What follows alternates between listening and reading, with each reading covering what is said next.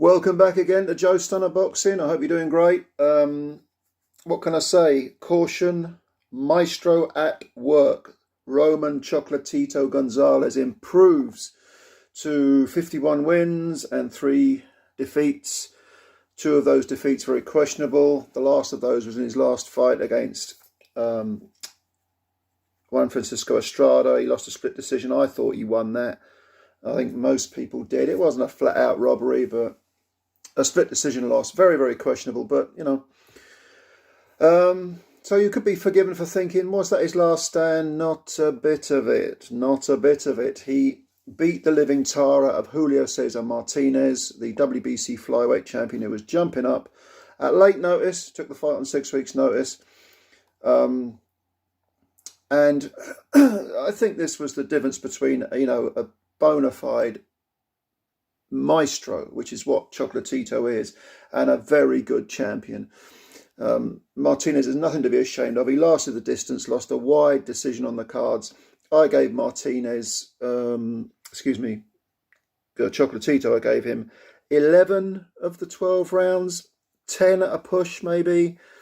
Gave Martinez a first round. Chocolatito was just having a look at him. Second round could have gone either way, but from then on in, I thought Chocolatito dominated the fight, and Martinez, was throwing a lot of, as he always does, very heavy punches and burning up a lot of energy, whereas Gonzalez was very, very controlled. Had a look at him in the first round. Second round, okay, loosened up a little bit. From the third round onwards, he really went to work, and to the point where after, I think in 5 rounds in, Martinez was already beginning to think, what the hell have I got in front of me here? And in the 6th round, that was the round where Chocolatito really sort of opened up the toolbox and used every tool available to him. He went through his entire repertoire of punches and was landing virtually everything.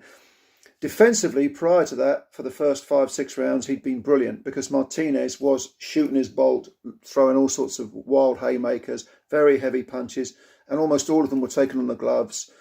And after the 6th round, when Chocolatito really put the heat on him, the body language wasn't good. He went back to his corner looking very, very forlorn, obviously thinking, Christ, I'm only halfway through this. He said his hands were hurting. I'm not bloody surprised. He was throwing these huge punches, hitting Chocolatito on the gloves most of the time, maybe the top of the head occasionally, but at no point did he hurt Chocolatito. Chocolatito definitely hurt him. The choice of punch is just incredible. He wastes almost nothing, Chocolatito. He is a maestro that's built, a masterpiece built from the floorboards up. His footwork is sublime. At no point do you ever see him take a little hop or a skip. His feet are always positioned correctly. Never do you see both his feet come off the floor together. He very rarely takes more than measured steps. Always stays in range. Always has the foundation. The shape of his stance is perfect for offense and defense. If the art of boxing is locking in the offense and the defense, Chocolatito has it. He's without question a Hall of Fame champion and nearly 35 years old, and against a hot to trot 27-year-old fellow champion, Mexican fighter. We know they're teak tough. It was just a masterclass from Chocolatito, and Martinez has nothing to be ashamed of. He gave everything. He just had no answer. He just had no answer at all, and suddenly fighting Christopher Gonzalez and McWilliams Arroyo and Jay Harris. It's a different world to fighting Chocolatito. And Gonzalez, of course, has fought everyone apart from Estrada twice. He's fought, who have we got? Cuadras, and the 2 fights with Sorungvasai, which he lost. And of course, the second one, when he was knocked out badly, a lot of people were saying, well, that's the end of him then. What was it? That was back in 2017, so he would have been 30. Which used to be considered very old for people of the smaller divisions, the flyweights and the bantams. No, not a bit of it. He's come right back, and apart from that controversial and questionable loss to Estrada, he won the title from Caldiafai, and if you go further back, he's a 4-weight world champ. He's just fought a who's who of the strawweights up to the super flies. A brilliant fighter. Martinez, after that 6th round, where he looked like he wanted to be pulled out. To be honest with you, his look in his eyes, the facial expression was very, very doubting. But he hung tough, and to be honest with you, and I think was it the 8th round, there was just a little hint that maybe Gonzalez had taken his foot off the gas a little bit and was allowing little 5-second pockets of activity from Martinez just to allow him back into the fight. Not that Martinez ever came close to winning any rounds. But he did fire some pretty meaty punches of his own. Not many of them landed.